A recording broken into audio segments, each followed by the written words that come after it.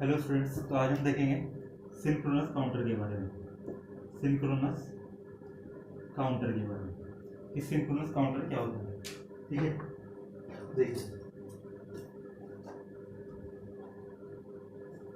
इससे पहले हमने देखा था असिंक्रोनस काउंटर के बारे में। ठीक है, असिंक्रोनस काउंटर का मतलब क्या था। ये एक ऐसे काउंटर थे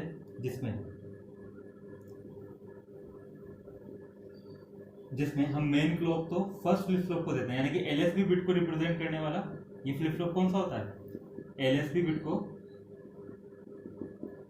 को रिप्रेजेंट करने वाला फ्लिप फ्लॉप।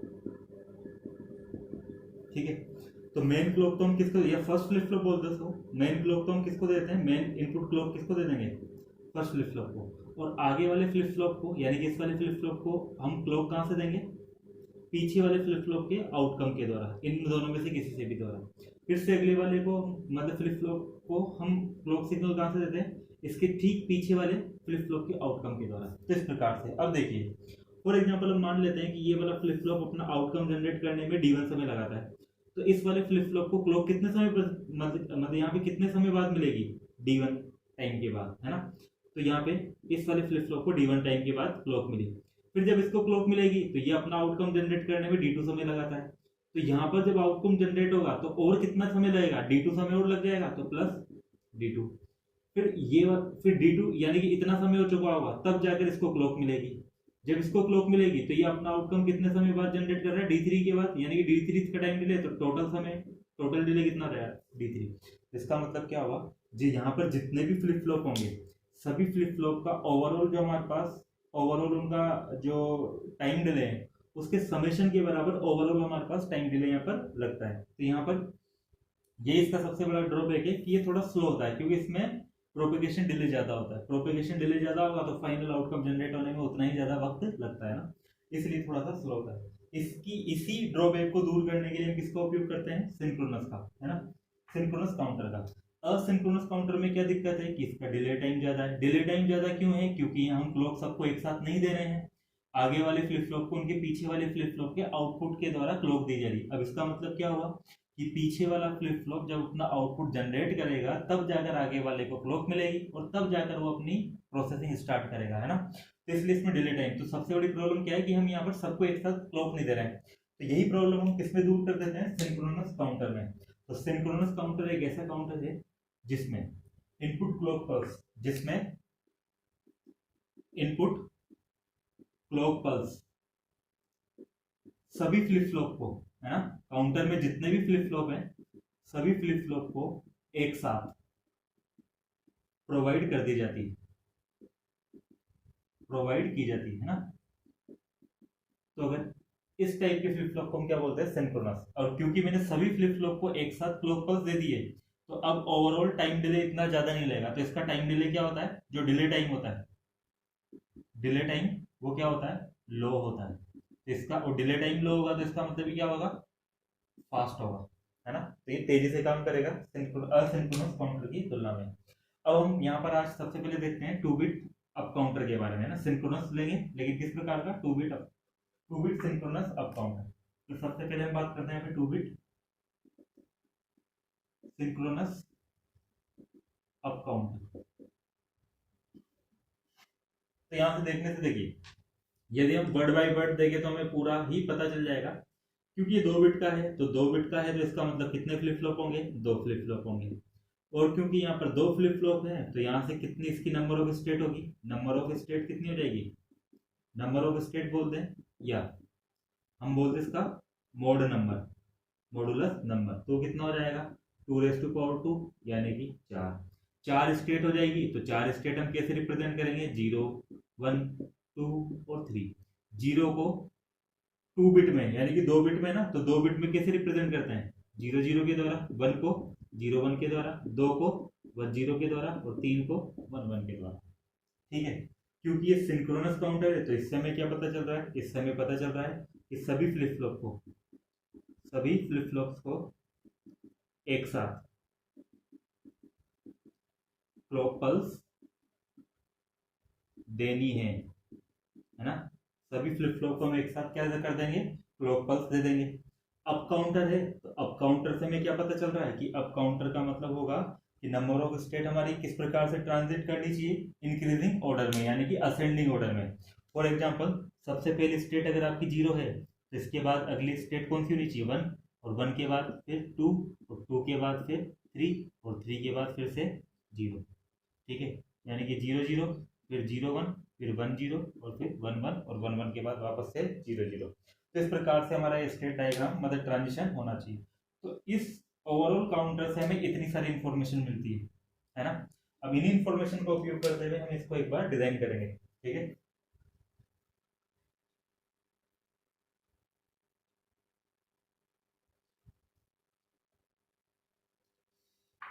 तो देखिए, क्योंकि इसमें दो फ्लिप फ्लॉप है तो मैं यहाँ पे दो फ्लिप फ्लॉप बना देता हूँ एक बार छोटे छोटे से। ये दो फ्लिप फ्लॉप मैंने यहाँ पे बना दिए। देखिए, फ्लिप आपको काउंटर बनाना है तो हम जे के फ्लिप फ्लॉप का भी उपयोग कर सकते हैं और टी फ्लिप फ्लॉप का भी उपयोग कर सकते हैं। फॉर एग्जांपल, मैंने यहाँ पे टी फ्लिप फ्लॉप का उपयोग कर लिया क्योंकि टी फ्लिप फ्लॉप का उपयोग करना ज़्यादा आसान है, क्योंकि इसमें केवल एक ही इनपुट होता है, मुझे एक ही इनपुट फाइंड करना है। जबकि जे के फ्लिप फ्लॉप में दो इनपुट होंगे तो मुझे दोनों को ही फाइंड करना होगा। वैसे हमको पता है, अगर मैं टी फ्लिप फ्लॉप की बात कर रहा हूँ तो ये ऐसा जे के फ्लिप फ्लॉप है जिसके जे और के आपस में शॉर्ट सर्किट है, तो उसी को हम टी फ्लिप फ्लॉप बोलते हैं ना।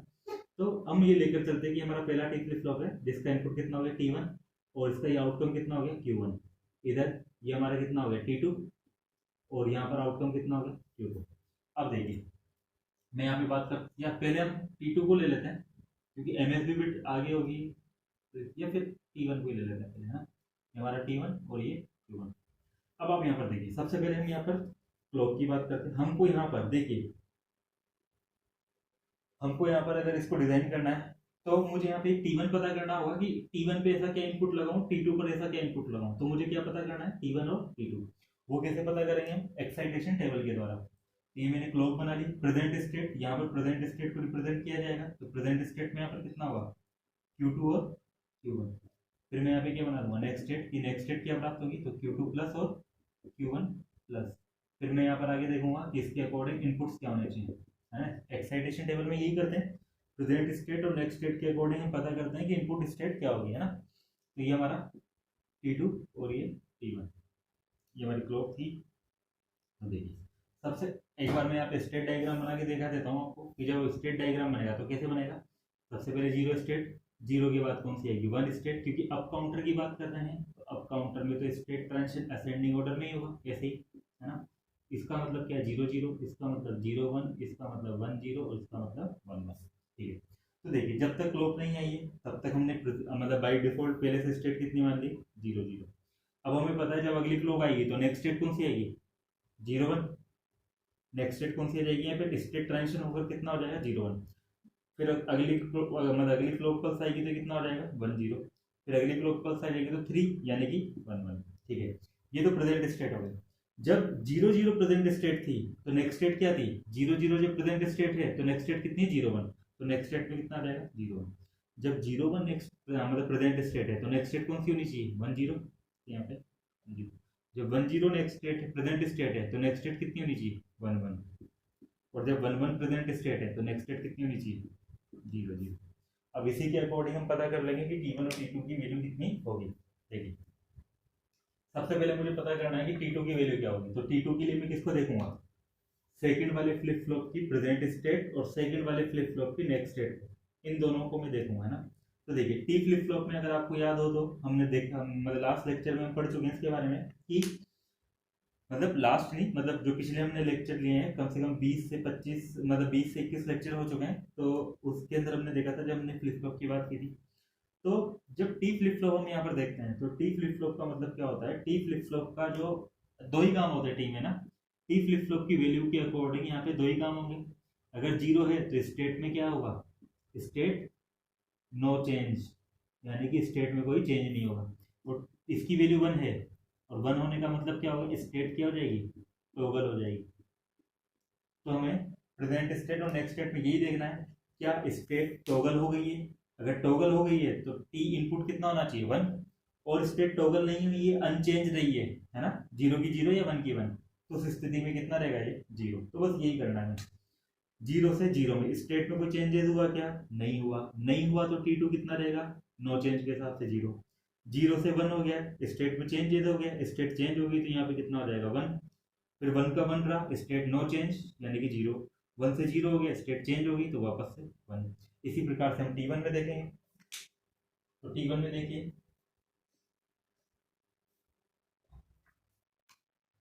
हम T1 निकालने के लिए Q1 और Q1 प्लस को देखेंगे। तो देखिए 0 से 1 स्टेट चेंज होगी 1, 1 से 0 स्टेट चेंज होगी 1, 0 से 1 फिर से स्टेट चेंज होगी 1, 1 से 0 फिर से स्टेट चेंज होगी 1। तो आप T1 को देखोगे तो आपको समझ में आ जाएगा कि T1 की वैल्यू चाहे स्टेट में कैसे भी चेंजेस हो, है ना, स्टेट ट्रांजिशन कैसे भी हो, T1 तो हमेशा 1 ही रहना चाहिए, है ना। तो T1 की वैल्यू तो हमें पता लग गई कि T1 तो हमारे पास 1 ही होना चाहिए, उसके अलावा कुछ भी नहीं चाहिए, है ना। सीधा देखने से पता, क्योंकि हर कॉम्बिनेशन के लिए 1 प्राप्त हो रहा है तो उसका मतलब हर कंडीशन में T1 कितना होना चाहिए 1। तो T1 को तो मैं यहाँ पे 1 लगा दूंगा। और T2 पता करने के लिए हम एक बार यहाँ पे KMF बना लेते हैं कि T2 की वैल्यू क्या होगी, तो उसके लिए हम यहाँ पे क्या बना लेते हैं एक बार KMF। तो KMF बनाने के लिए मैं इसको तो इधर नहीं, इसको मिटाएंगे नहीं, तो हम यहीं पर एक बार KMF बनाए थे। देखो KMF बना, देखो मैंने आपको पहले ही बताया था कि जब एक्साइटेशन टेबल के द्वारा या इनपुट के लिए हम जब KMF बनाते हैं तो प्रेजेंट स्टेट को ही KMF के अंदर हम इंक्लूड करते हैं ना। KMF बनाने के लिए हम प्रेजेंट स्टेट वाले जो डेटा है या वेरिएबल्स है उसी का हम उपयोग करते हैं, नेक्स्ट स्टेट का हम उपयोग नहीं करते हैं ना। तो यहाँ पर देखिए, तो प्रेजेंट स्टेट में कितने वेरिएबल है, केवल Q2 और Q1। तो यहाँ पर मैंने Q2 लगा दिया, इधर लगा दिया Q1, ये 0 1 और ये 0 1। देखिए यदि मैं इस वाले ब्लॉक की बात करूंगा तो ये ब्लॉक क्या कहलाएगा, इधर मतलब Q2 0 है तो वो 0, Q1 0 है तो 0, Q2 0 है तो 0, Q1 यहाँ पे 1 है तो 1। फिर इसके लिए इस वाले रो के लिए 1 मतलब Q2 कितना है 1 और इसके लिए 0, सॉरी 1 0, और ये यहाँ पे 1 1, इस प्रकार से रहेगा। अब यहाँ से हमें सुविधा हो जाएगी T2 को प्लॉट करने में। देखिए 0 0 के लिए T2 कितना है 0, तो 0 0 वाला ब्लॉक कौन सा है वाला, तो ये 0। फिर 1 मतलब 0 1 के लिए कितना है 1, तो 0 1 के लिए 1। फिर 1 0 के लिए कितना है 0, तो 1 0 के लिए 0। फिर 1 1 के लिए कितना है 1, तो 1। अब प्लॉट कर दिया है तो इसको यहाँ से हटा देते हैं, तो ये हमारी प्लॉटिंग हो गई, है ना। अब ये प्लॉटिंग हो चुकी है तो यहाँ पर हम इसको क्या कर देंगे, इसका ग्रुपिंग कर देंगे, तो ये ग्रुप बन जाएगा। अब इसके लिए T2 देखेंगे कितना है, T2 के अंदर वो सारे वेरिएबल्स आएंगे जो कि इस पूरे ग्रुप के लिए अनचेंज रहे। तो दो ही वेरिएबल है Q2 या Q1। Q2 को चेक कर लेते हैं, Q2 इस वाले एलिमेंट के लिए तो कितना है 0 और इस वाले एलिमेंट के लिए कितना है 1, तो ये तो Q2 तो चेंज हो गया तो एक्सप्रेशन में नहीं आएगा। Q1 की बात करते हैं, Q1 की वैल्यू इस वाले एलिमेंट के लिए भी कितनी है 1 और इस वाले के लिए भी कितनी है 1, तो Q2 एक्सप्रेशन में आएगा, तो ये सॉरी Q1 एक्सप्रेशन में आएगा। अब Q1 एक्सप्रेशन में आएगा तो Q1 बार आएगा या विदाउट बार आएगा, तो वो हम कैसे चेक करेंगे, Q1 की वैल्यू क्या रही है, Q1 की वैल्यू 1 रही है तो विदाउट बार आएगा ना, नॉन इन्वर्टेड फॉर्म में। T2 की वैल्यू कितनी हो जाएगी Q1 के बराबर, ठीक है। अब इसी चीज का उपयोग करना है, T1 हमें मिल गया है 1 होना चाहिए, T2 कितना होना चाहिए Q1 होना चाहिए, तो इससे हमारा सिंक्रोनस अप काउंटर बन जाएगा। तो सिंक्रोनस अप काउंटर बन जाएगा, तो हम एक बार बना देते हैं सिंक्रोनस अप काउंटर, ठीक है। तो ये हमारा फर्स्ट फ्लिप फ्लॉप है और ये सेकंड फ्लिप फ्लॉप, क्योंकि हम बात कर रहे थे 2 bit flip flop, 2 bit counter की ना। दोनों को मैंने एक साथ पॉजिटिव क्लॉक दे दी, क्योंकि फ्लिप फ्लॉप कैसा है सिंक्रोनस, सिंक्रोनस है तो हम दोनों को एक साथ क्लॉक पल्स दे देंगे, ठीक है। यहाँ पे हमारे पास कौन सा, ये कौन सी होगी T1 और यहाँ पर T2। T1 तो मुझे पता था T1 को कितना रखना है 1, तो 1 रखने के लिए यहाँ पे हाई वोल्टेज से जोड़ दिया मैंने से। T2 को कितना करना है Q1 के बराबर, यहाँ पे Q1 मिलेगा तो T2 को सीधा मैंने यहाँ से आउटपुट सीधा मैंने यहाँ पे लगा दिया, और यहाँ से हमें क्या प्राप्त हो जाएगा Q2। तो ये हमारे पास काउंटर की LSB बिट हो गई और ये MSB bit, Q1 LSB bit और ये MSB बिट हो जाएगी काउंटर के आउटकम्स की, इस टाइप से। तो इस प्रकार से हमारा ये 2 बिट सिंक्रोनस अप काउंटर बन जाएगा, है ना। अब ये 2 बिट सिंक्रोनस अप काउंटर बन गया है, तो एक बार अगर हम इसका पल्स डायग्राम यदि हम यहाँ पर देखना चाहें तो पल्स डायग्राम किस प्रकार से देखेंगे, तो हम एक बार देख लेते हैं पल्स डायग्राम, है ना। देखिए यहाँ पर मैंने इनपुट क्लॉक को बनाया था पहले, एक बार मैंने ये बना दिया मैंने इनपुट क्लॉक। तो इनपुट क्लॉक किस प्रकार से चेंज हो रही है, इस प्रकार से।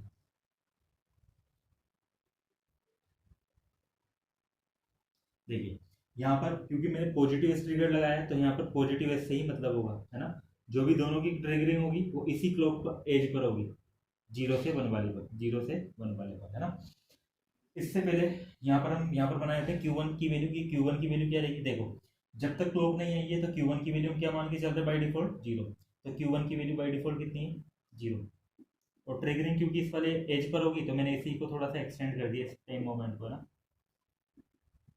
अब देखिए जब तक ये नहीं है, देखो T1 की वैल्यू तो हमेशा कितनी है, वन। तो यानी कि फर्स्ट फ्लिप फ्लॉप तो जैसे ही क्लॉक आएगी तो अपनी स्टेट को टॉगल करेगा, वो तो फिक्स है।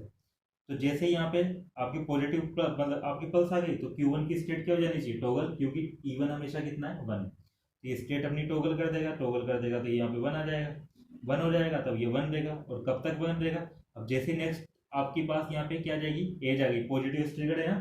तो जैसे पॉजिटिव एज आएगी तो ये वापस से कितना हो जाएगा, जीरो। फिर आपके पास यहाँ पर आई तो फिर से टॉगल हो जाएगा। लगातार टॉगल क्यों हो रहा है, क्योंकि T1 की वैल्यू लगातार वन है इसलिए। तो लगातार ये टॉगल होता रहेगा इस प्रकार से, ठीक है।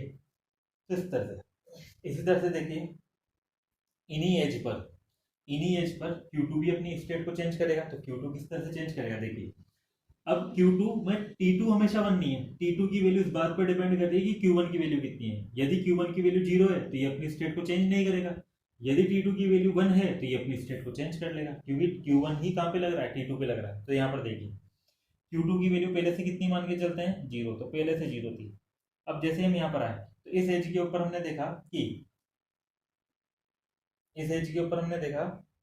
कि यहाँ पर हमारे पास कितना है, देखिए अभी हमारे पास क्लॉक तो आ गई लेकिन Q1 अभी तक कितना था हमारे पास, जीरो, है ना। तो ये अगर ये वन है, एक मिनट में,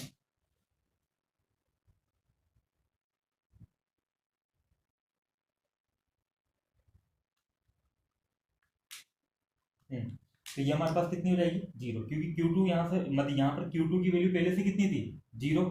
और Q1 की वैल्यू भी पहले से कितनी थी, यहाँ पे कितना था, जीरो। तो T2 की वैल्यू कितनी रहेगी, क्योंकि क्लॉक तो आ गई लेकिन ये कितना रहेगा, जीरो का जीरो। अब जैसे ही आगे जाएगा तो यहाँ पर देखिए अगली क्लॉक पल्स आई आपके पास। तो जब ये अगली क्लॉक पल्स आएगी, है ना, तो अगली क्लॉक पल्स में कितना होगा, Q1 की वैल्यू पहले से कितनी थी, Q1 की वैल्यू पहले से वन थी, तो T2 की वैल्यू भी कितनी थी, वन। तो अब ये Q2 जैसे ही क्लॉक पल्स आएगी तो ये अपनी स्टेट को क्या करेगा, इन्वर्ट करेगा। ये पहले जीरो था, अब कितना हो जाएगा, वन। अब ये वन हो जाएगा तो ये वन चलेगा। फिर उसके बाद अब देखिए Q1 की वैल्यू यहाँ पर पहले से कितनी है, जीरो। तो T2 पे कितना आ चुका होगा, जीरो आ चुका होगा। अब जैसे ही ये वाली एज आएगी, क्लॉक आएगी, तो Q2 तो जीरो था तो वो तो अपनी स्टेट को चेंज नहीं करेगा, तो ये वन का वन ही चलेगा। क्यों चलेगा वन का वन, क्योंकि Q1 पर पहले से कितना था, जीरो। और Q1 पहले से जीरो था तो इसका मतलब T2 भी कितना था पहले से, जीरो। और जीरो था तो आउटकम, जो आउटकम है जो अपनी स्टेट को चेंज नहीं करेगा, और स्टेट को चेंज नहीं करेगा तो वो ऐसे वन का वन ही रहेगा, है ना। फिर उसके बाद जैसे ही आपके पास, अब देखिए जैसे ये वाली एज खत्म हो रही है तो यहाँ पर Q1 की वैल्यू कितनी है, वन। और Q1 की वैल्यू वन है तो T2 की भी वैल्यू कितनी होगी, वन। तो T2 की वैल्यू वन हो गई तो ये जैसे ही क्लॉक पास आएगी तो अपनी स्टेट को टॉगल करेगा। तो पहले से कितना था, वन, तो वन से अभी कितना हो जाएगा, जीरो। और फिर ये जीरो ही रहेगा, है ना। तो इस प्रकार से वैल्यू चलेगी हमारी। तो Q1 की वैल्यू तो कितनी रही, zero one, zero one, zero one. और यहाँ पर ये zero zero one one, zero zero, इस तरह से। तो देखिए क्लॉक आने से पहले कितना था, जीरो जीरो, फिर कितना हो गया, जीरो वन, फिर कितना हो गया, वन जीरो, फिर कितना हो गया, वन वन, और वन वन के बाद वापस से कितना हो गया, जीरो जीरो। तो इस प्रकार से हमारी स्टेट हर क्लॉक पल्स में आगे बढ़ती जा रही थी। इसका पल्स डायग्राम हो गया 2 बिट अप काउंटर के लिए, ठीक है। अब हम थोड़ा सा एक बार आगे बढ़ते हैं इसमें, और एक बार 3 बिट को भी देखते हैं ना, 3 बिट अप काउंटर को भी देखते हैं, ये 3 बिट अप काउंटर में किस प्रकार से प्राप्त होगा। तो एक बार हम देखते हैं यहाँ पे 3 बिट अप काउंटर को, ठीक है।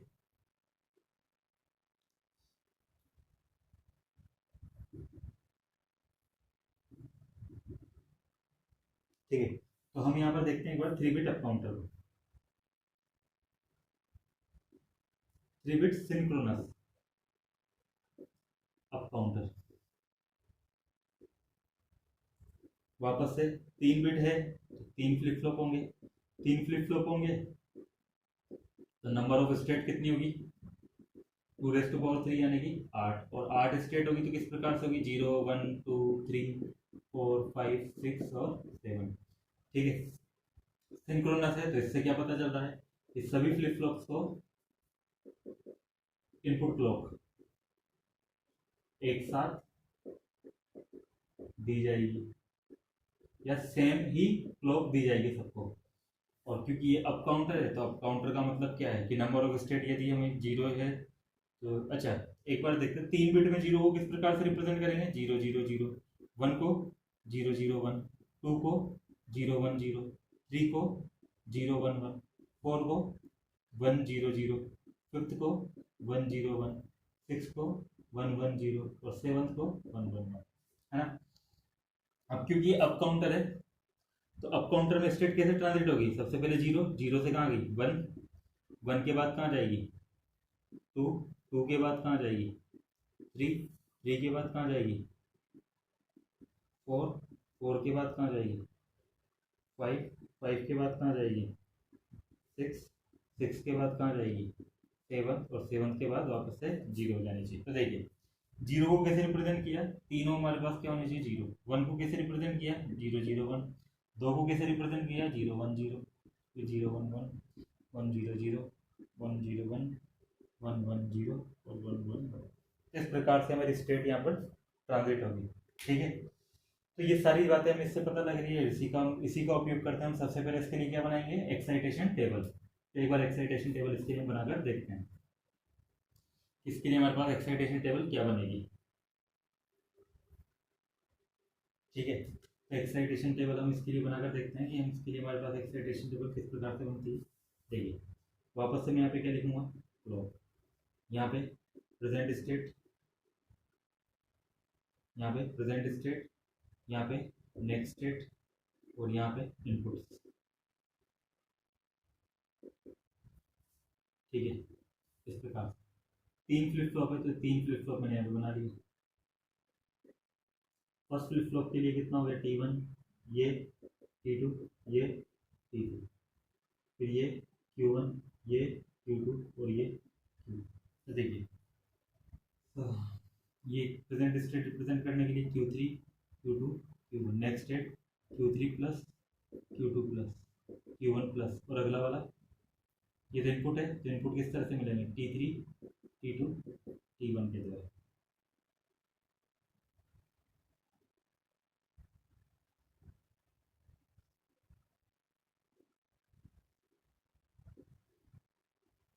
तो देखिए सबसे पहले स्टेट क्या थी हमारी जीरो, और जीरो को कैसे रिप्रेजेंट करते हैं तीनों ही जीरो। अगली स्टेट कितनी थी, अगली जब क्लॉक आएगी तो कितनी हो जाएगी जीरो जीरो वन, और उससे अगली क्लॉक आएगी तो फिर कितनी हो जाएगी जीरो वन जीरो, और फिर उससे अगली क्लॉक आएगी तो जीरो वन वन, और इससे अगली क्लॉक आएगी तो वन जीरो जीरो, पांचवी क्लॉक आएगी तो वन जीरो वन, छठी क्लॉक आएगी तो वन वन जीरो, और सातवीं क्लॉक आएगी तो वन वन वन। इस प्रकार से ठीक है, प्रेजेंट स्टेट जीरो जीरो है तो नेक्स्ट स्टेट कौन सी होगी वन, और वन मतलब प्रेजेंट स्टेट वन है तो नेक्स्ट स्टेट कितनी होगी टू, प्रेजेंट स्टेट टू है तो अगली स्टेट थ्री, थ्री है तो फोर, फोर है तो फाइव, फाइव है तो सिक्स, सिक्स है तो सेवन, और सेवन है तो वापस से जीरो। इस प्रकार से इसका स्टेट ट्रांजिशन होगा। T3 की वैल्यू निकालने के लिए हम किसको देखेंगे Q3 और Q3 प्लस को। स्टेट में अगर चेंजेस हो रहा है तो T कितना हो जाएगा वन, चेंजेस नहीं हो रहा है तो जीरो, जीरो से जीरो, जीरो से जीरो है तो यानी कि जीरो, जीरो से वापस से जीरो है तो यानी कि जीरो, फिर से जीरो से जीरो है तो वापस से जीरो, फिर जीरो से वन हो गई तो यानी कि वन, फिर वन से वन रहा तो फिर से जीरो। ठीक है ना, फिर वन से वन है तो फिर से जीरो, फिर वन से वन है तो फिर से जीरो, फिर वन से जीरो है तो फिर से वन। T2 निकालने के लिए हम Q2 और Q2 प्लस को देखेंगे। तो देखिए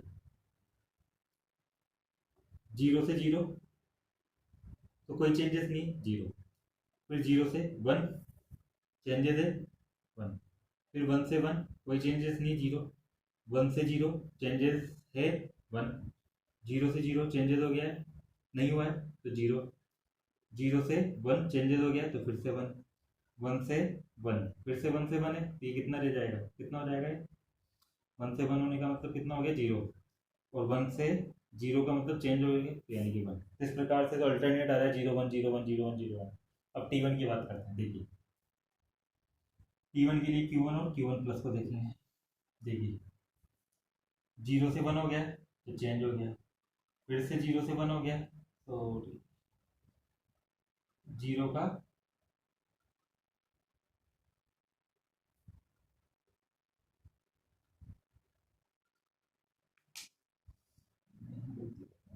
देखिए Q1 हमारा ये वाला है ना, देखिए उसके बाद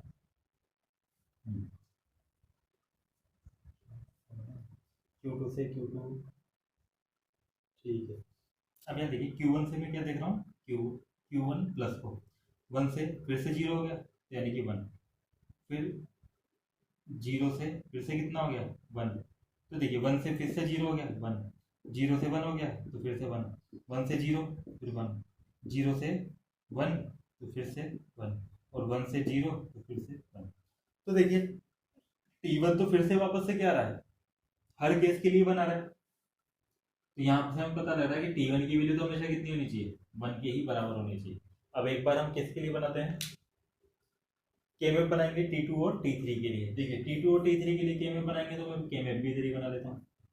सबसे पहले अपन बनाते हैं T3 के लिए, कि T3 के लिए केमेप क्या होगा, है ना। तो केमेप बनाने के लिए मैंने यहाँ पर क्या कर लिया है, ये Q3 हो गया और ये पे Q2 Q1, एक दो तीन और ये चार, कितना हो जाएगा ये, zero zero zero one one one one zero zero one. देखिए यदि हम इसको वैल्यू दे देते तो ये zero zero zero, Q3 zero तो यहाँ जीरो लगेगा सब में, और Q2 Q1 यहाँ कितने हैं जीरो वन, फिर यहाँ कितने हैं वन वन, फिर यहाँ कितना है वन जीरो, फिर इस पूरी रो के लिए Q मतलब Q3 कितना है वन, तो one one one one, Q2 Q zero कितना है जीरो जीरो, फिर ये जीरो वन, फिर ये वन वन, फिर ये वन जीरो, इस प्रकार से, है ना। अब हम यहाँ पर देखते हैं T3 की वैल्यू कहाँ कहाँ पर वन हुई थी, किस किस कॉम्बिनेशन के लिए T3 की वैल्यू वन वन हुई थी, है ना। थोड़ा ध्यान से देखिएगा, एक तो वन ये वाला है और एक वन ये वाला है। ये वाला वन किस इनपुट कॉम्बिनेशन के लिए, जब तीनों की वैल्यू कितनी है वन, तो तीनों की वैल्यू वन है तो ये वन, फिर ये वन कहाँ पर वन हुआ है, T3 की वैल्यू वन कहाँ पर हुई है, इस जगह पर, इस जगह का मतलब इनपुट कॉम्बिनेशन क्या चलेगा, ये वाला, यानी कि जीरो वन वन, और जीरो वन वन कहाँ पर है यहाँ पर, तो T3 के लिए तो हमने बना लिया ये, ठीक है। अब इसी प्रकार से हम एक बार T2 के लिए भी बना लेते हैं, T2 की वैल्यू क्या होगी इसके लिए ना,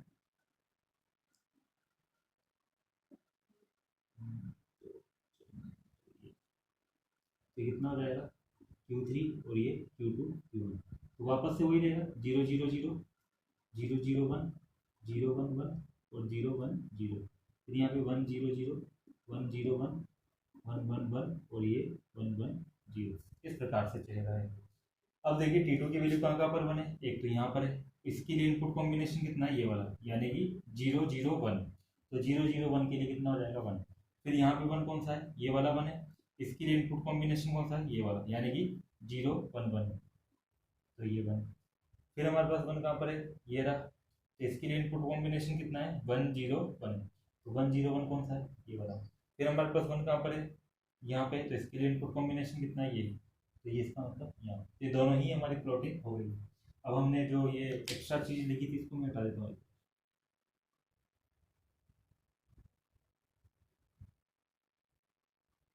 तो प्लॉटिंग करने में आसानी हो इस वजह से मैंने यहाँ पे लिखा था ना, ताकि आसानी समझ में आ जाए, लेकिन ऐसा लिखना नहीं होता है।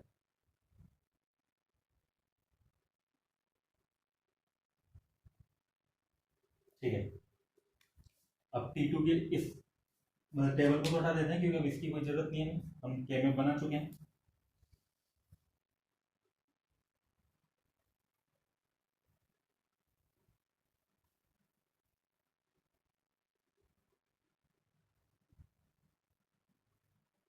देख यहाँ पर बनाएंगे तो दोनों की ग्रुपिंग हो जाएगी, और इस ग्रुपिंग के लिए जब हम वैल्यू लिखेंगे तो इसमें वो सारे एलिमेंट आएंगे जिनकी वैल्यू चेंज नहीं हो रही है। देखिए Q3 की बात करें तो इस वाले एलिमेंट के लिए जीरो है और इस वाले एलिमेंट के लिए वन, तो ये Q3 तो चेंज हो गया तो Q3 तो नहीं आएगा। इस वाले एलिमेंट के लिए देखोगे तो Q2 Q1 दोनों इसकी वैल्यू कितनी है वन वन, और इसके लिए भी दोनों की वैल्यू वन वन, यानी कि दोनों ही अनचेंज है, और दोनों की वैल्यू वन वन है, तो यानी कि दोनों ही विदाउट बार आएंगे, यानी कि नॉन इन्वर्टेड फॉर्म में दोनों का एंड ऑपरेशन होगा। तो T3 की वैल्यू कितनी होगी इतनी। अब T2 की वैल्यू चेक करते हैं, T2 कितना आएगा, चारों का हम यहाँ पे ग्रुपिंग कर देंगे, तो ग्रुपिंग करने से क्या पता चला, देखिए और ये 0 0, यहाँ पे 0 0 0 1 1 1 1 0 0 1। देखो Q3 की वैल्यू तो इन दोनों एलिमेंट के लिए तो 0 है, लेकिन इन दोनों के लिए कितनी हो गई 1, तो ये तो चेंज हो गया।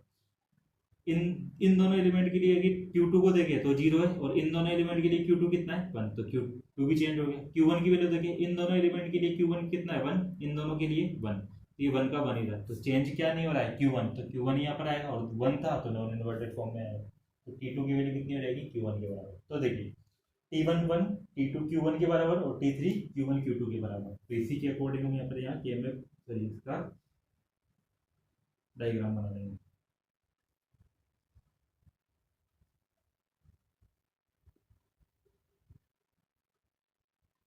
तो हमारे पास सबसे पहले ही क्लॉक दे दी मैंने सबको पॉजिटिव स्टेट, और सबको कॉमन क्लॉक देनी है, तो मैंने सारी एक ही क्लॉक से तीनों को क्लॉक दे दी। तो ये हमारी इनपुट क्लॉक हो गई। ये T1 हो गया, ये Q1 हो गया, T2 हो गया, Q2 हो गया, T3 हो गया, Q3 हो गया। ठीक है, तो देखो T1 को तो मुझे कितना करना था 1, ये तो प्लस VCC यानी कि 1 से जोड़ दूंगा। T2 की वैल्यू कितनी रखनी थी Q1 के बराबर, तो Q1 को सीधा मैं किस पे लगा दूंगा T2 पे। फिर T3 पर कितनी लगाऊंगा मैं Q2 और Q1, यानी कि पिछले दोनों जो आउटपुट हैं, है ना, पिछले दोनों फ्लिप फ्लॉप के जो आउटकम है Q2 और Q1 दोनों का एंड ऑपरेशन। तो मेरे को एक Q1 यहाँ से लेना है और एक Q2 मुझे यहाँ से लेना है, और दोनों का क्या करना है एंड ऑपरेशन, और एंड ऑपरेशन करके मुझे कहाँ पे लगाना है वो T3 पे, क्योंकि यहाँ से मुझे क्या मिल जाएगा Q1, और ये कितना है Q2, तो ये कितना हो जाएगा Q2 डॉट Q1, और यहाँ से कितना आ जाएगा Q3, तो ये मिल गया मुझे Q3, यहाँ पे प्राप्त हो जाएगा Q2, और ये मिल जाएगा यहाँ पे Q1। ये हमारी LSB बिट हो जाएगी और ये MSB बिट हो जाएगी। तो इस प्रकार से हमें 3 बिट क्या मिलेगा अप काउंटर। ठीक है, आई होप आपको समझ में आ रहा होगा। इसी प्रकार देखिए यहाँ से अब हमको एक बात समझ में आ रही है कि चाहे हम सिंक्रोनस अप काउंटर कोई सा ही बनाए, T1 की वैल्यू तो हमेशा कितनी रहेगी 1। यहाँ से हम क्या कंक्लूजन निकाल सकते हैं, T1 की वैल्यू हमेशा कितनी रहेगी 1। T2 की बात करें तो T2 हर केस में ही कितना आ रहा है Q1 के बराबर, तो Q1। फिर से अगला वाला जो T3 है वो किसके बराबर आ रहा है, इसके पिछले जितने भी आपके फ्लिप फ्लॉप के आउटपुट है दो सबके एंड ऑपरेशन के बराबर। तो आगे T4 भी होता तो उसके ऊपर T4 कितना होता, पिछले जितने भी आपके फ्लिप फ्लॉप है उन सबके एंड ऑपरेशन के बराबर, यानी कि Q3 Q2 और Q1 तीनों के एंड ऑपरेशन के बराबर आपको वहां पर क्या मिलता T4 मिलता है ना। तो यहीं से हम हमारी ट्रिक बनाएंगे, जिससे हम सीधा ही यहाँ पर सीधा ही हम ध्यान रखेंगे कि फ्लिप फ्लॉप अगर यदि हमें काउंटर बनाना है, सिंक्रोनस अप काउंटर बनाना है, तो हमें क्या काम करना है। तो हम एक बार यहाँ पे देखते हैं कि यदि हम डायरेक्टली हम देखते हैं ना, यदि मुझे 4 बिट सिंक्रोनस अप काउंटर बनाना है, ये बनाना है। अब क्योंकि यहाँ पे सबसे पहले वर्ड पकड़ो सिंक्रोनस, और 4 बिट है, 4 बिट है तो 4 फ्लिप फ्लॉप लगा देंगे, 1 2 3 और ये 4। ठीक है, अभी 4 बिट का हमारे पास सिंक्रोनस अप काउंटर है, तो सिंक्रोनस है, क्योंकि सिंक्रोनस है तो सभी को हम पॉजिटिव ट्रिगर्ड फ्लिप फ्लॉप बनाकर और सभी को एक साथ क्लॉक अप्लाई कर देंगे इनपुट क्लॉक के द्वारा ऐसे। ठीक है, इस प्रकार से हम सबको क्लॉक यहाँ पे दे देंगे। तो ये हमारी क्या होगी इनपुट क्लॉक, ये हमारा क्या हो गया T1 और ये Q1, T2 और ये Q2, T3 और ये Q3, T4 और ये Q4। देखिए T1 तो हमेशा कितना रहता है प्लस का VCC यानी कि लॉजिक 1। T2 कितना होता है Q1 के बराबर, तो मैंने यहाँ पे लगा दिया। T3 कितना होता है पिछले जितने भी इनपुट है, देखिए पिछले जितने भी इनपुट है आपके पास उनके एंड ऑपरेशन के बराबर। तो पिछले इनपुट कौन कौन से हैं, तीसरे फ्लिप फ्लॉप से पहले 2 ही फ्लिप फ्लॉप है, ये वाला और ये वाला, तो इसके दो आउटपुट कौन से हैं Q1 और Q2, तो दोनों का एंड ऑपरेशन के द्वारा मुझे ये प्राप्त होगा ना, दोनों का मुझे यहाँ पे क्या करना है एंड ऑपरेशन, एंड ऑपरेशन करके मैंने यहाँ लगा दिया। अब T4 प्राप्त करना है तो T4 से पहले जितने भी हैं उन सबका मुझे एंड ऑपरेशन करना है उनके आउटपुट्स का। तो Q1 और Q2, देखिए ये मुझे यहाँ पे Q1 मिल रहा था, यहाँ Q2 मिल रहा था, तो यहाँ पे मुझे कितना मिला Q1 डॉट Q2। ठीक है, T3 पर अब देखिए, क्योंकि मुझे यहाँ पे Q1 डॉट Q2 तो पहले ही मिल चुका है, यहाँ पे T3 भी मतलब T4 भी मुझे क्या चाहिए, T4 किसके बराबर होना चाहिए, पिछले जितने भी आपके आउटकम है, यानी कि Q3 Q2 और Q1 का एंड ऑपरेशन, ये चाहिए। अब देखिए Q1 डॉट Q2 तो मेरे पास पहले से ही है, तो यदि इसके अंदर मैं Q3 से एंड ऑपरेशन करवा दूं तो मैं यहीं से निकाल दूंगा इसको, है ना। तो यहां से मुझे क्या मिल रहा था, Q2 डॉट Q1, और ये कितना था Q3, तो इससे मुझे क्या मिल जाएगा, Q3 dot Q2 dot Q1, और यही मुझे T4 पे अप्लाई करना था। तो इस प्रकार से मुझे यहाँ पे क्या मिल जाएगा, 4 बिट सिंक्रोनस काउंटर।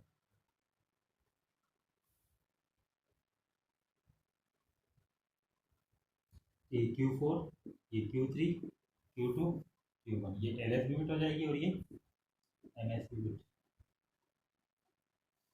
ठीक है, तो इस प्रकार से हमारा ये 4 बिट सिंक्रोनस काउंटर बनेगा। तो आई होप आपको समझ में आ गया होगा, ट्रिक भी समझ में आ गई होगी। क्या करना है, आगे अगला जो भी फ्लिप फ्लॉप है उसके इनपुट पे क्या अप्लाई करना है, उसके पीछे वाले जितने भी फ्लिप फ्लॉप है उन सब के आउटकम के एंड ऑपरेशन, मतलब एंड ऑपरेशन, मतलब उन सब का मतलब आप जिस फ्लिप फ्लॉप पर हम इनपुट लगा रहे हैं उन फ्लिप फ्लॉप से, उस फ्लिप फ्लॉप से पहले जितनी फ्लिप फ्लॉप है उन सबके आउटकम का हम एंड ऑपरेशन करेंगे और उसका रिजल्ट को फिर उसके इनपुट पे अप्लाई कर देंगे ना।